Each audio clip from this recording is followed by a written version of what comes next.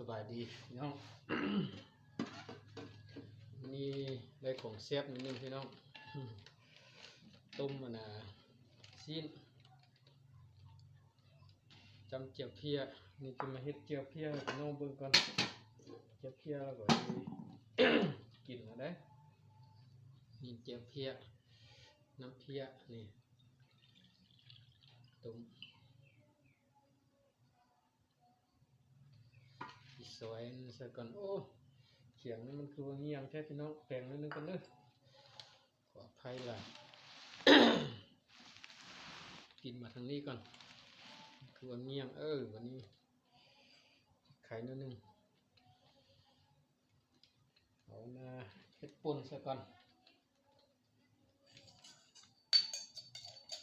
ป่นใส่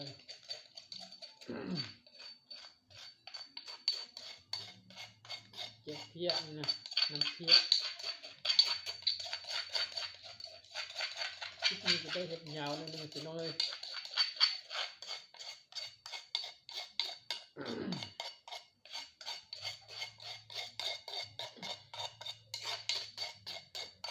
โอ้เผ็ดนิดนึงเนี่ยหมดตัวเลยแหละ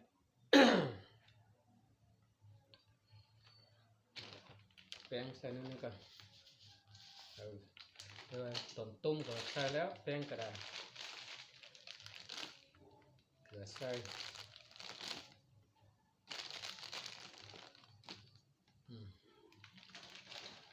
มักเค็มก็ใส่เค็มมักนัวก็ใส่นัวน้องสูตรบุตรตายตัวหลายแซ่บหลายหอมใส่กัน ซอยหอมใส่กันมานี่ใบสะระแหน่หรือว่าผักกังกำผักเพลวเด้ใส่นะนี่ผักหอมผักบัวนี่เด้จะมีผักป้อมไทยเด้นี่ป้อมไทยใส่หอม ซอยอีนับซอยกันพี่น้อง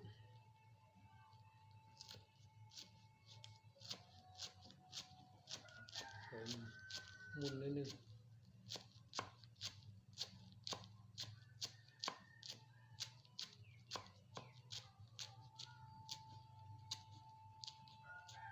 ต้มซี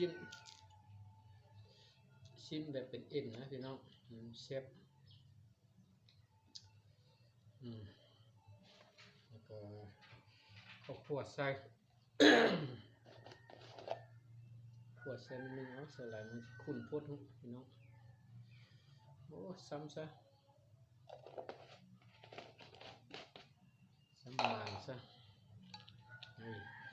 สูตรตัดตัวพี่น้องเลยหมดตัว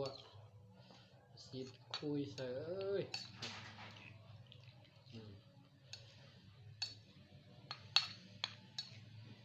ขุ่นให้กว่าบอนะนอนเหนือก็มักขุ่นปันใดโอ้ซิมก่อนนี่แหละครับนะ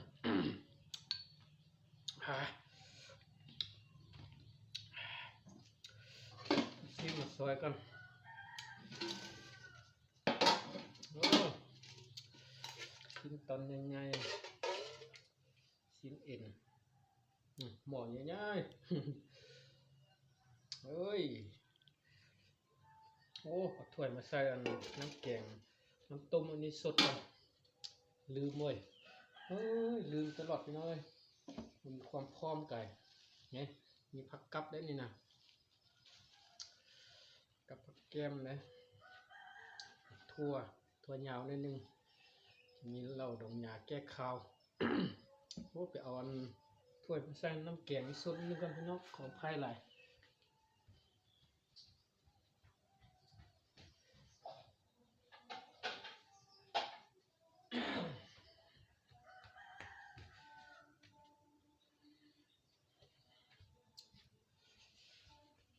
เอาน้ำแกงใส่นี่ไว้สด นี่หมูปักใหญ่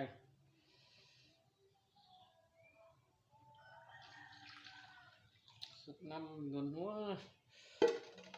โอ้สิได้แหน่งอันนะเขียงขึ้นนิดนึงกันพี่น้องเลยมันอยู่ทางพุ่นบ่เห็น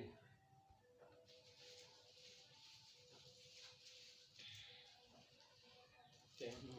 ทำอิดคือว่าคักเราหรือว่านี่บ่เห็นเพี้ยนี่แหน่งเห็ดเงี้ยงไปพุ่นนิดนึงเงี้ยเอา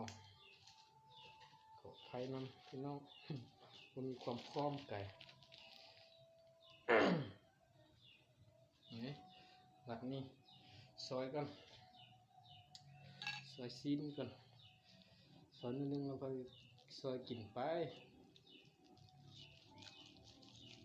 นี่โอ้ซีนเอ็นนี่กับมีสุดยอดเลย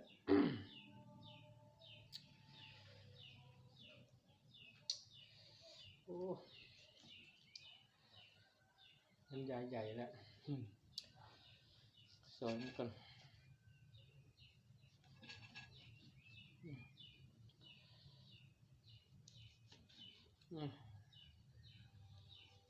บางนิดนึง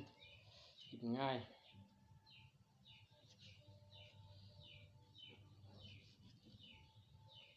นี่ครับ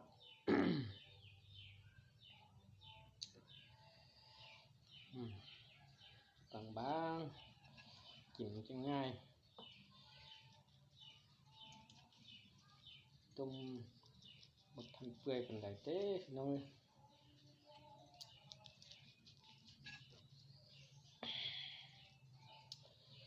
โอ้คักตุยเพียนเอ้ยแซ่บแหละเอาบัดนี้ให้พี่น้องเบิ่งเฮ้ย คือจีได้แล้วเนาะเบิ่งก่อนเบิ่งกล้องก่อนโอเคแล้วบัดนี้นะ